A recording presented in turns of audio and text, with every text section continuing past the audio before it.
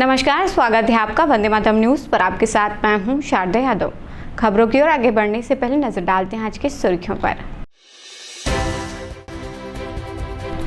देवशिल्पी मजदूर कल्याण समिति ने दी कोयला परिवहन रोकने की चेतावनी।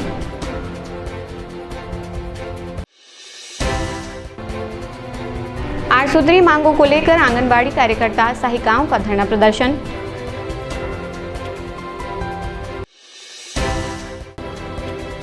कोरबा मेडिकल कॉलेज में ऑपरेशन के बाद महिला की मौत, जांच के आदेश।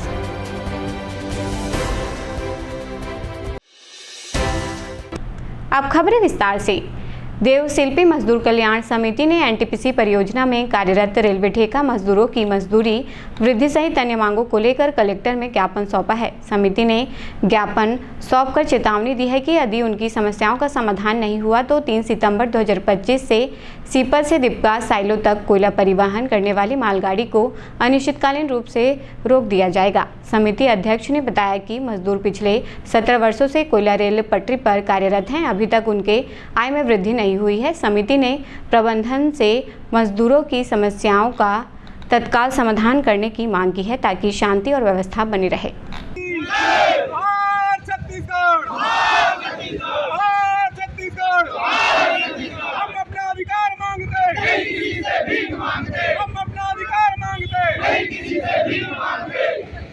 मजदूर यूनियन जिंदाबाद, मजदूर यूनियन जिंदाबाद, हमारी मांग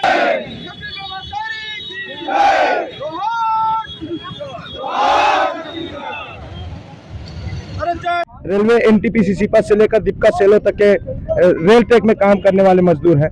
इन्होंने 2022 से लगातार एनटीपीसी को पत्र लिखा, संवैधानिक पूर्वक पत्र लिखे और अपना मजदूरी दर बढ़ाने का मांग किए, मगर एनटीपीसी शायद अंधा भी है, कन्वा भी है और अनपढ़ भी है, क्योंकि उनको सुनाई देता है ना पढ़ाई करने आता है। पढ़ाई करने आता तो इनका मांग बिल्कुल जायज होता, मगर इन्होंने अनिश्चितकालीन हड़ताल पे 28 तारीख से बैठे हुए हैं। उन पे मैं पूरा समर्थन किया हूँ और 28 तारीख से लगातार इन लोगों के साथ भी बैठा हूँ और इन पे हम लोग मजदूरी दर का बढ़ाने का मांग कर रहे हैं। इन लोगों जितने भी यहाँ 400 मजदूर है, इसमें के लगभग 80% भूस्थापित और आश्रित ग्राम के हैं।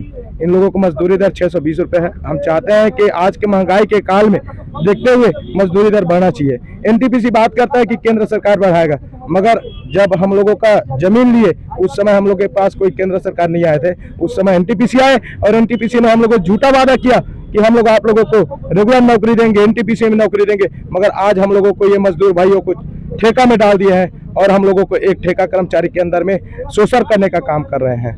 तो हम लोग आज पूरा मजदूर यूनियन कलेक्टर आए और ज्ञापन सौंपे हैं कि हम लोगों को मजदूरी दर बढ़ना चाहिए। हम लोग इस संबंध में आ रहे हैं कि आज हम मतलब 6 दिन हो गए हड़ताल में बैठे हुए हैं, है ना, और आंदोलन में अभी शांतिपूर्ण से ही हम लोग का काम चलत है, मगर अभी तक से हमन के प्रति कोई ध्यान नहीं दिए। एनटीपीसी ध्यान दे है ना, नहीं शासन प्रशासन कोई ध्यान नहीं दिया। हमन के मांग यही कि हमारा मजदूरी दर बढ़ाया जाए, है ना। आज के समय में जो पैसे 12-13 हज़ार मिलते उसमें घर के गुजारा नहीं चले।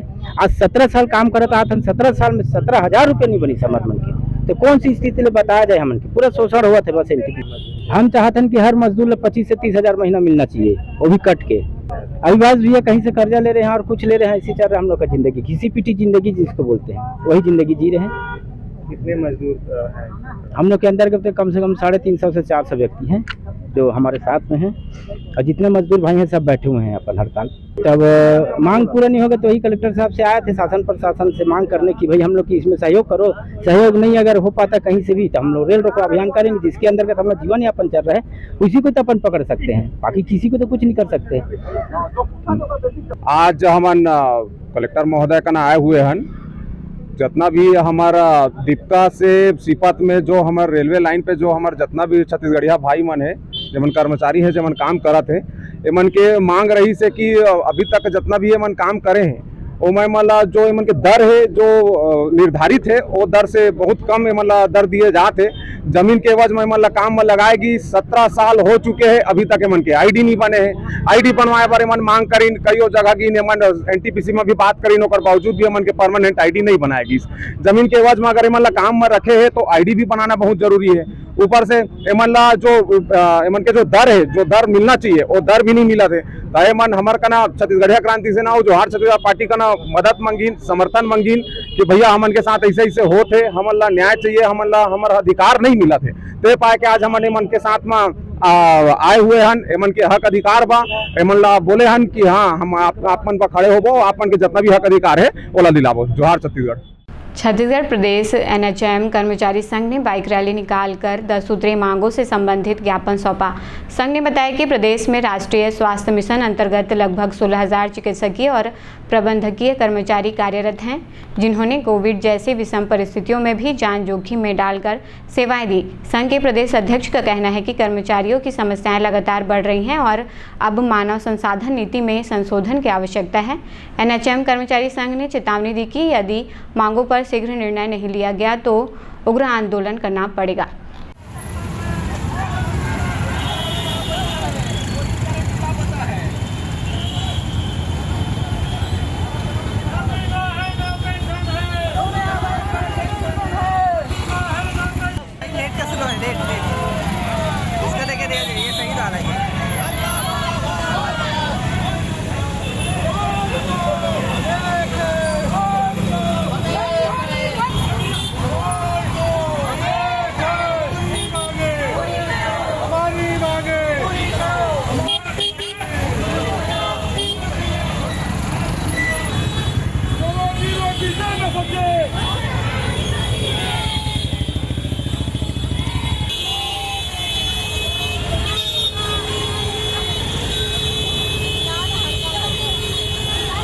देखिए, ये सरकार जो है बहुत ही असंवेदनशील सरकार है।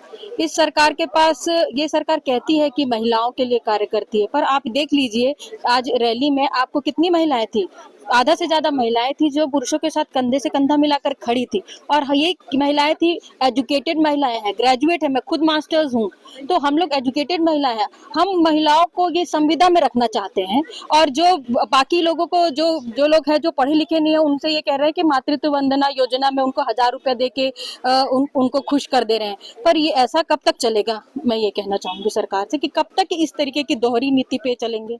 आज हमने 5 किलोमीटर लंबी ये बाइक रैली निकाली है।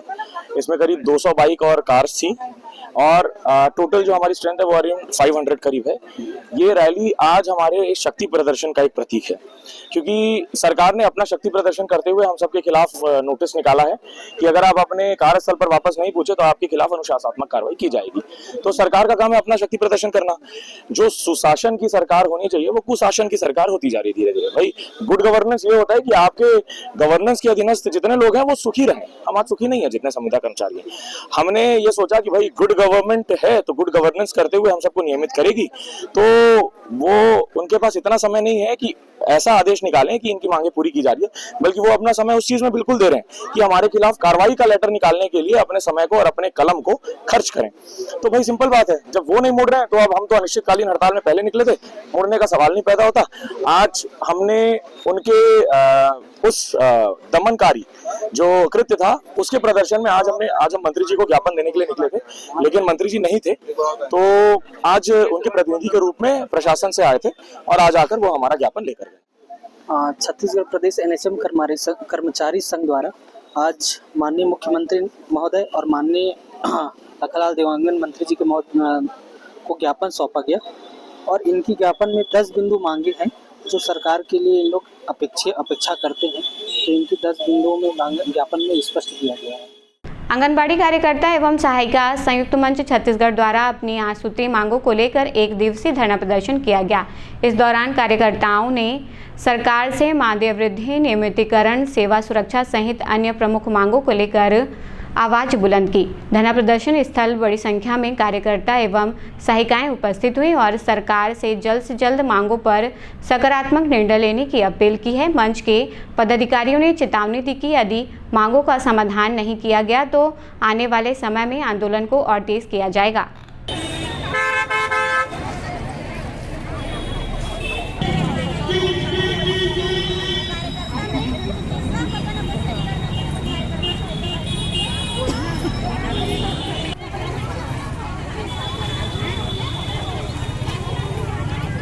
आज आज एक दिवसीय हड़ताल पर यहाँ हमारे कार्यकर्ता सहायिका संयुक्त मंच बैठे थे ITI चौक में, और इतनी भारी संख्या में बैठे थे। और 8 सूत्री मांग है, जिसमें हमें सबसे पहले तो हम लोग को नियमितीकरण करें, और दूसरा है पेंशन ग्रेजुएटी के लिए। हाँ, अब सरकार हमें इतना मतलब 50 वर्ष हो गई है, अभी तक न तो हमें किसी भी चतुर्थ श्रेणी की कर्मचारी ना समझते हैं, ना मजदूर समझते हैं। तो इतना दिन में हमको कुछ भी तो हमें देना चाहिए हमारी। ऐसे करके हम लोग यहाँ पर आज एक दिवसीय हड़ताल पर बैठे थे, और कार्यकर्ता सहायिका लोग इतना मतलब ये से बैठे हैं। और अभी हमारी मांग जब तक पूरी नहीं होती है, तब तक हम लोग 18 सितंबर तक उनको टाइम अपना जो अल्टीमेटम दिए हैं, और 19 तारीख को फिर हम लोग राजकोट में फिर से धरना प्रदर्शन करेंगे। जो विभिन्न व्यवहारिक समस्याएं हैं और हमारी जो कई सालों से चली आ रही है, हमारी जो मांग नियमितीकरण के लिए, उसके लिए, और हमारी जो पेंशन ग्रेजुएटी है, क्योंकि जो प्राइवेट है, मजदूर है, उनका पेंशन के लिए कट रहा है, तो हम उसका हकदार क्यों नहीं है? इसका जवाब हम शासन से पूछना चाहते हैं कि क्या हम महिला हो के जो घर घर जाके हर बच्चे को जो बुनियादी सुविधा देते हैं, उनको पोषण आहार प्राप्त कर रहे हैं, उनका आधार कार्ड से लेकर हर चीज़ बनवाने में हम मदद कर रहे हैं, तो क्या सरकार को ये नहीं सोचना चाहिए कि हमें भी पेंशन ग्रेजुएटी चाहिए? हमारे भी बच्चे के भविष्य हैं। तो इस संबंध में लेके आज हम लोग एक दिवसीय धरना में बैठे हैं। और अभी मुख्य समस्या यह है कि हमें जो ऑनलाइन काम दिया जा रहा है, उसमें डेली 9:30 में हम लोग फ़ोटो खींचना पड़ रहा है, और 3:30 में भी फ़ोटो खींचना पड़ रहा है, और ये तो हम लोग का डेली है। और हर एक बच्चे का KYC करने के बाद भी उनका हर माह फ़ोटो कैप्चर किया जा रहा है, तो इसमें पेरेंट्स लोग भी परेशान हो रहे हैं। और हम लोग जब जा रहे हैं तो पेरेंट्स लोग हम लोग को उल्टा सीधा खरी खोटी सुना रहे हैं, वो अलग है। तो हम लोग चाहते हैं कि जो अभी कार्य दिए हैं उसको बंद किया जाए। हम लोग जो मानसिक रूप से प्रताड़ित हो रहे हैं, किसी का BP बढ़ रहा है, तो कोई आत्महत्या कर रही है, तो हम चाहते हैं कि हमारी जो कार्यकर्ता बहनें हैं उनको इस कार्य के लिए राहत दिया जाए, और पहले की जैसे ऑफलाइन काम दिया जाता है उस तरह से हम लोग को ऑफलाइन काम लिया जाए, और हम लोग अपना पूरा समय बच्चों का ECC के लिए, उसके पोषण आहार के लिए पूरा टाइम दे पाए, ये सरकार से अपील करते हैं। स्वामी आत्मानंद विद्यालय तिलकेजा की स्कूल गाड़ी हादसे का शिकार हो गई। गाड़ी में सवार 13 छात्र उस समय यात्रा कर रहे थे। हादसा कलमी भाटा के समीप हुआ। सौभाग्य से इस दुर्घटना में किसी भी छात्र को गंभीर चोट नहीं आई और सभी बच्चे सुरक्षित हैं। घटना की जानकारी मिलते ही स्थानीय लोग और परिजन मौके पर पहुंच गए। गाड़ी हादसे के कारणों की जांच की जा रही है। वहीं बच्चों के सुरक्षित होने की खबर से अभिभावकों ने राहत की सांस ली है।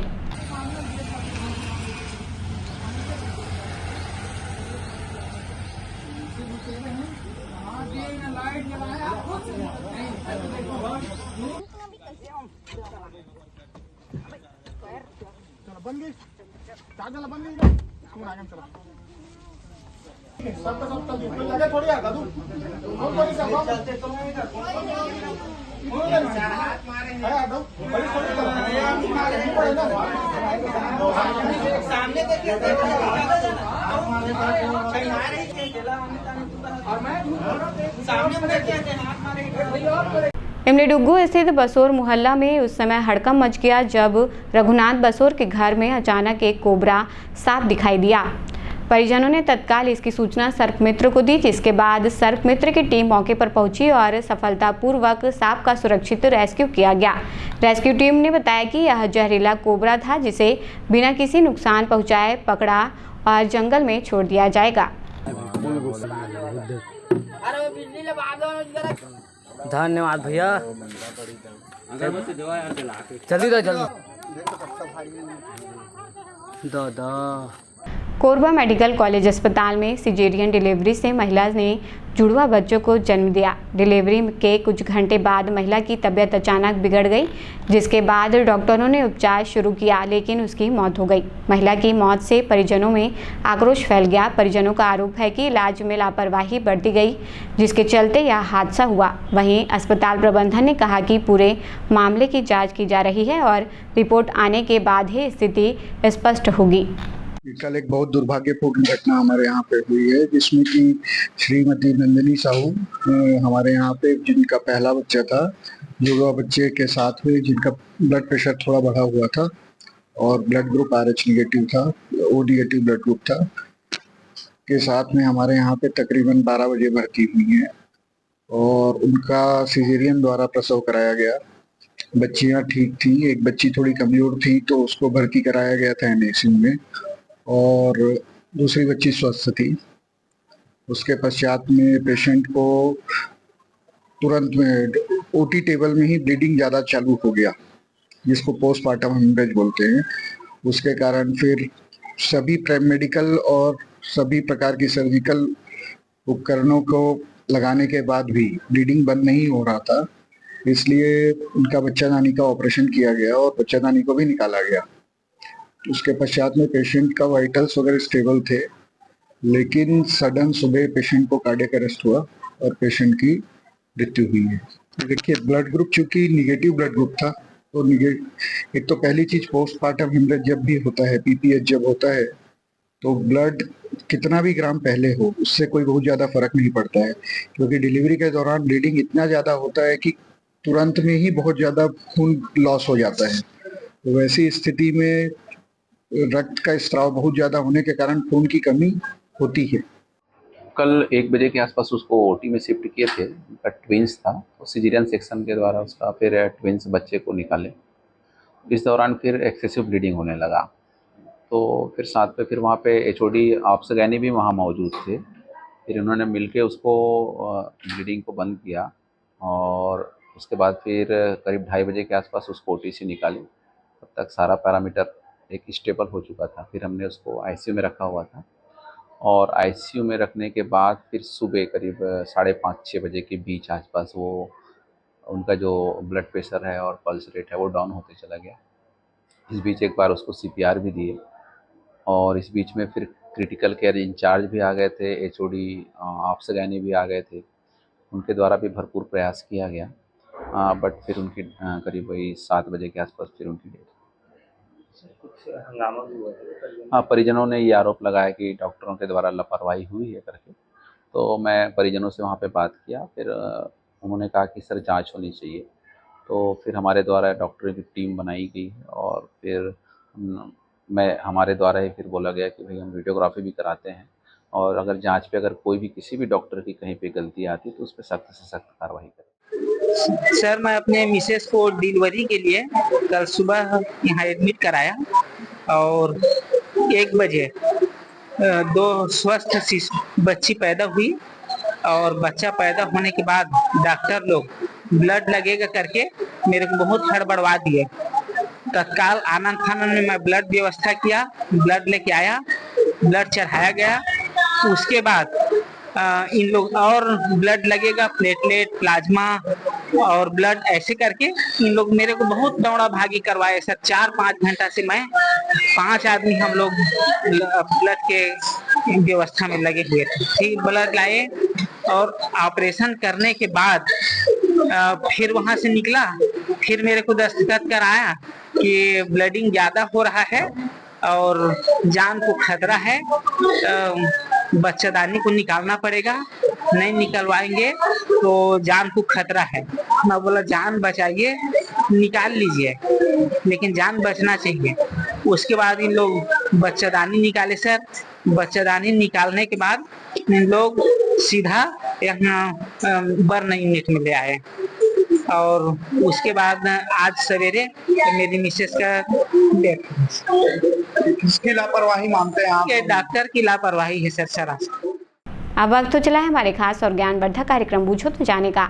यहाँ आम जनता से जुड़ने का हमारा प्रयास है, जिसमें हर क्षेत्र से सवाल पूछे जाएंगे और सही जवाब देने वालों को दिया जाएगा आकर्षक उपहार।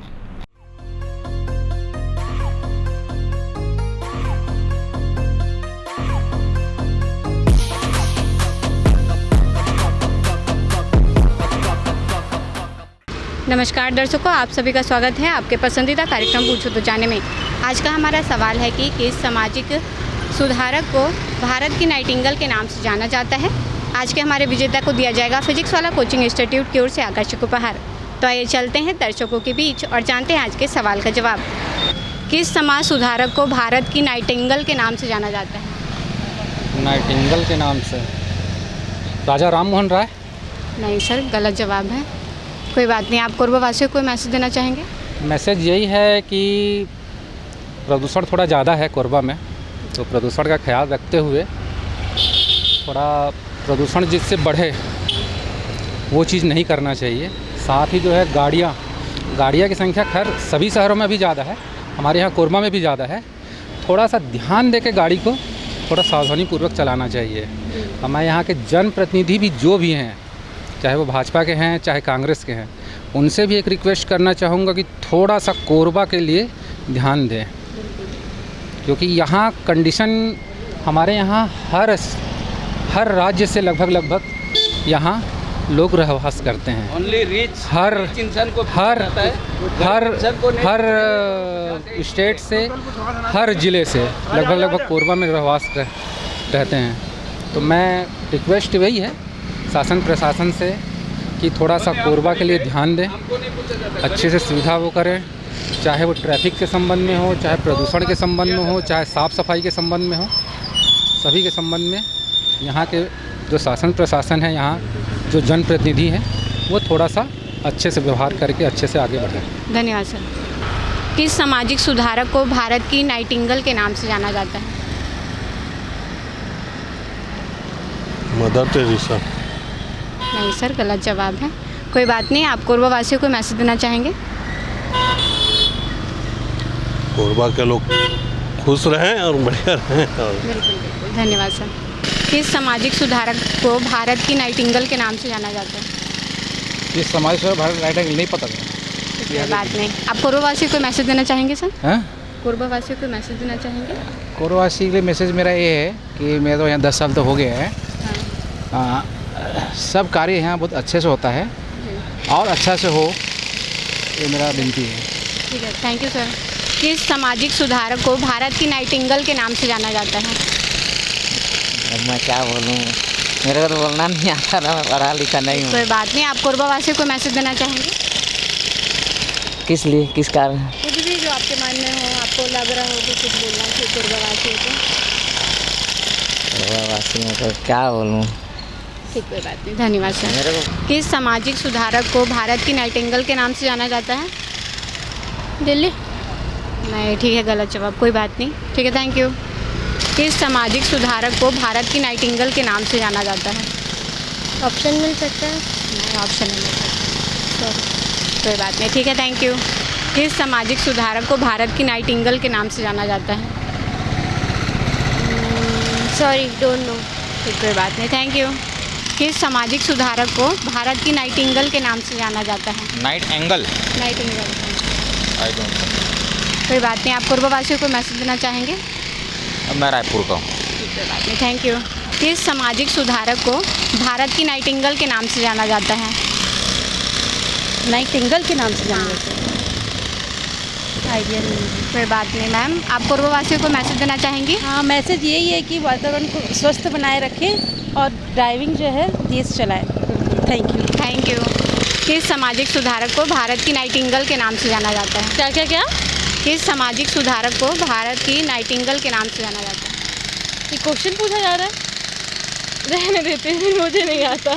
कोई बात नहीं, आप कोरबा वासियों को मैसेज दे दो। मैं बस इतना कहना चाहूँगी, लड़कियों को रिस्पेक्ट करिए, उनको गलत नज़र से मत देखिए, क्योंकि ऐसा होता है कई बार, तो ऐसा ना हो प्लीज़। बस, थैंक यू। किस सामाजिक सुधारक को भारत की नाइटिंगेल के नाम से जाना जाता है? डॉक्टर सरोजिनी नायडू। आप श्योर हैं सर? बिल्कुल श्योर है। बिल्कुल सही जवाब दिया है आपने। आपका नाम क्या है? मेरा नाम सुमित ओझा है। आपको दिया जाता है फिजिक्स वाला कोचिंग इंस्टीट्यूट की ओर से आकर्षक उपहार। कैसा लग रहा है जीत के?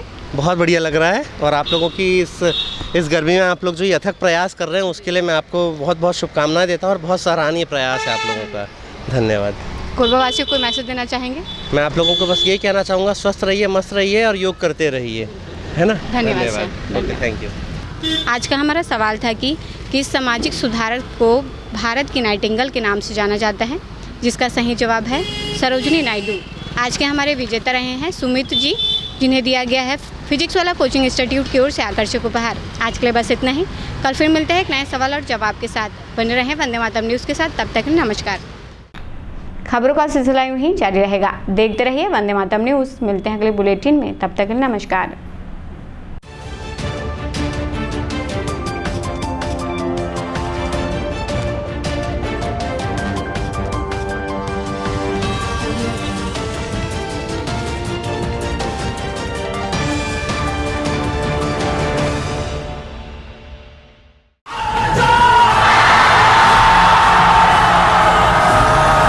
फाउंडेशन जेई नीट की तैयारी करने वाले स्टूडेंट्स और ड्रॉपर स्टूडेंट्स, अब आपके इंतजार पे पूर्ण विराम लगाने आ गया है फिजिक्स वाला आपके अपने शहर कोरबा में। अपने भविष्य को लेके चलिए एक सही राह पे फिजिक्स वाला के साथ। तो तैयार हो जाइए ऑफलाइन एजुकेशन में रिवॉल्यूशन के लिए। हमारा पता 2nd फ्लोर शांति हीरो शोरूम, कोसाबाड़ी चौक, कोरबा, छत्तीसगढ़। फिजिक्स वाला विद्यापीठ पाठशाला, पढ़ लो चाहे कहीं से, मंजिल मिलेगी यहीं से।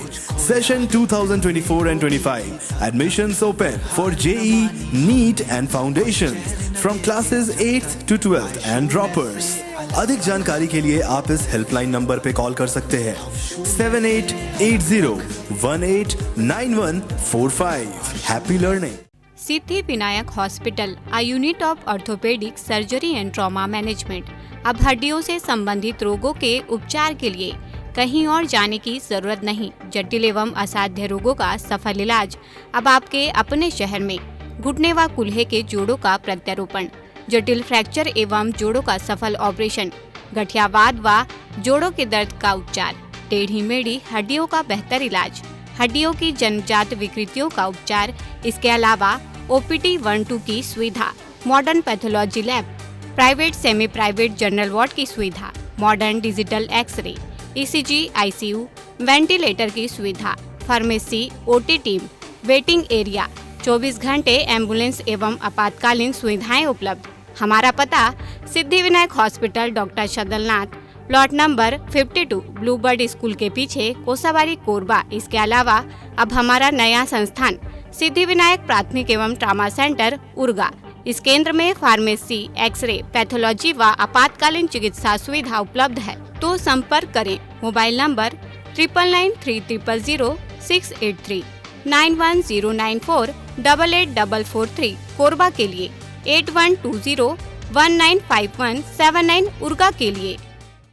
हेलो फ्रेंड्स, दोस्तों अगर आप भी अब 2025 में अपने घर में 3 किलोवाट यानी कि 3000 वाट का कंप्लीट सोलर सिस्टम लगवाने का प्लान कर रहे हैं या फिर लगवाने जा रहे हैं, तो आप 100% सही डिसीजन ले चुके हैं।